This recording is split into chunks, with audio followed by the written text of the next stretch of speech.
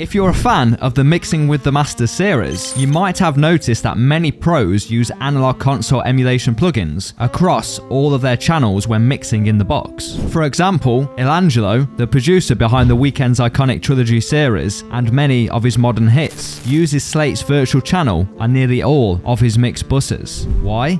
To give his digital mixers a more analog feel. Console emulation plugins simulate an entire analog signal chain, modeling everything from preamp stages, harmonic distortion and variation, subtle EQ adjustments, noise imperfections, and glue compression. However, perhaps like me, you don't own a console emulation plugin. So, here's a workflow you can apply with stock plugins to emulate some of the key aspects of a console's coloration. Begin by adding gentle saturation to multiple tracks, rather than heavily saturating a single track.